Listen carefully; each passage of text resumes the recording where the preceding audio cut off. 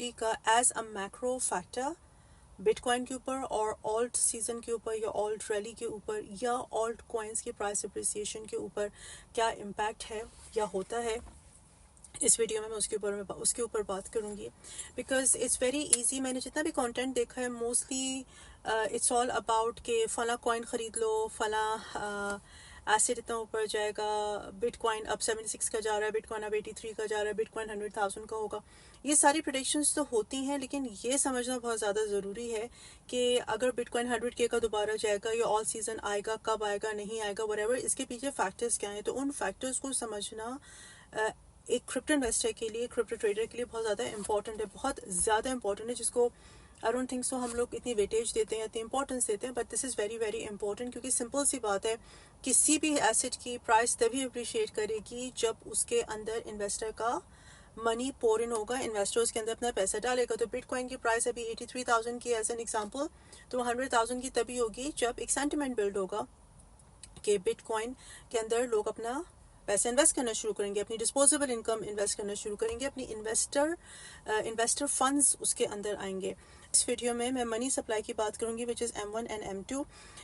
अगर आप लोगों को नहीं पता तो वेरी क्विकली, M1 जो है it's the major, is a very strong economic indicator जहाँ पे लोग लिक्विडिटी चेक करते हैं, जो कि इंक्लूड करती हैं तीन चीज़ें: फिजिकल करेंसी जैसे कॉइन्स या paper money, then we have demand deposits जैसे कि checking accounts, then we have liquid assets जैसे कि ट्रैवलर्स चेक, जो कि इंस्टेंटली लिक्विडिटी में कन्वर्ट हो जाता है। So what banks want is liquidity into their accounts, which is what makes the lending easier given given interest rates or Fed की policies are conducive, या Fed की policies are favorable in the field of towards the investor, in the field of investment, right? तो M1 में क्या क्या चीज़ होती है? फिजिकल करेंसी, डिमांड डिपॉजिट्स और liquid assets. Then we have M2 money supply. अच्छा, before getting on to M2 money supply, M1 की जो M1 जो है दैट इज वेरी क्लोजली, मैं ये नहीं कह रही कि it is directly, but it is closely correlated to the all season. तो ऑल सीजन तभी आता है जब M1 के अंदर M1 सप्लाई अवेलेबल होती है, लिक्विड होती है in the market. Then we have M2। M2 क्या इंक्लूड करता है? All M1, all the components of M1। Then we have saving accounts, then we have time deposit जैसे कि deposits of, then we have time deposits जैसे कि certificate of deposits under a restricted or considerable or whatever preset amount of time. Then we have money market accounts. M2 जो है it's quite less liquid as compared to M1. तो मगर Bitcoin is closely related to M2 money supply and altcoins are closely related to M1 money supply. अब अगर मैं आपके साथ यहाँ पे M2 मनी सप्लाई का और M2SL का चार्ट शेयर करूँ 10 ईयर्स में, if you can see 10 years में we are constantly going up, ठीक है। और अगर हम लोग एक साल में देखें तो again we are constantly going up. The problem is कि M2 मनी सप्लाई जो है it is a very strong economic indicator for the Fed when it comes to considering the inflation when it comes to analyzing the inflation, because a rapid increase यानी कि M2 के अंदर एक बहुत consistently rapid increase, तेजी से बढ़ती हुई चार्ट, ऊपर जाता हुआ चार्ट या सप्लाई का, मनी सप्लाई का बढ़ना कंसिस्टेंटली एंड रैपिडली एक साइन होता है विच इज़ इन्फ्लेशन, की इन्फ्लेशन बहुत तेज़ी से बढ़ेगी। बिकॉज ऑब्वियसली लोगों के पास परचेज पावर आएगी तो they are going to buy things, products की डिमांड बढ़ेगी तो उसके साथ ऑफ कोर्स सप्लाई मैच नहीं हो पाएगी, क्योंकि डिमांड तेज़ी से बढ़ रही है, बिकॉज मनी सप्लाई तेज़ी से बढ़ रही है। और जब डिमांड और सप्लाई का मिसमैच हो जाता है तो प्राइसेस ऊपर जाती है, इन्फ्लेशन ऊपर जाती है। This is the problem that Fed is fighting for now. थोड़ा सा मैं टॉपिक से डिविएट होंगी टू मेक यू अंडरस्टैंड कि क्यों इंटरेस्ट रेट कट होना नहीं होना is very likely outcome in June. मतलब कि इंटरेस्ट रेट क्यों नहीं कट होगा, why is Jerome Powell taking all of the pressure, और वो क्यों नहीं इंटरेस्ट रेट कट करेगा, जिसकी वजह से फिलहाल बिटकॉइन की प्राइस या ऑल्ट कॉइन्स की price at this point in time, at least for coming 4 to 6 months, given जो फैक्ट्स मैं भी आपके साथ शेयर कर रही हूँ, I can not see them going up. Why? Because Fed is fighting against inflation. मैं जेरोम की स्पीचेस को फॉर लास्ट 5 years बहुत, ये जो फेड मीटिंग्स होती हैं, इन मीटिंग्स को मैं बहुत क्लोजली, मैंने काफ़ी लाइव स्ट्रीम्स में भी कवर किया, मैंने क्लोजली इसको बहुत स्टडी किया हुआ है।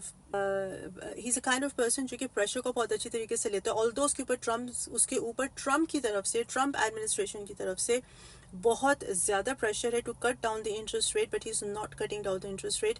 Knowing him, I don't think so कि वो किसी भी इकोनॉमिक इंडिकेटर से डिविएट होगा या साइड ट्रैक होगा और वो इंटरेस्ट रेट को कट करेगा, which is why there will be no price appreciation for Bitcoin and Ethereum at least for next 4 to 6 months.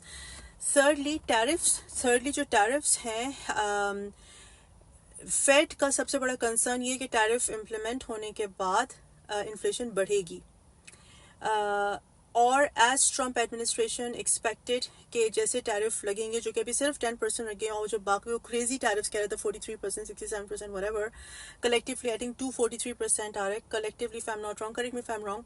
तो उस पर तो उसने फिलहाल 90 डेज का पॉज दे दिया हुआ है, लेकिन जो 10% उसने अभी इन्फ्लेशन टैरिफ्स इम्प्लीमेंट किए हैं, तो उससे उनकी कितनी अर्निंग हुई है, $500 billion की। Now, he was expecting, $500 million. Now, he was expecting $1 billion. $1 billion in sales of tariffs, लेकिन of course पूरी तरीके से implement नहीं हुआ है, तो अभी हम लोग उस बात पे डिबेट नहीं कर सकते। Coming back to M1, M2, जब तक as I said M1 supply को समझना, मनी सप्लाई को समझना बहुत इंपॉर्टेंट है टू अंडरस्टैंड कि आया हम लोग कब बिटकॉइन की प्राइस अप्रिसिएशन देखेंगे और कब हम लोग ऑल कॉइन की प्राइस अप्रिसिएशन देखेंगे।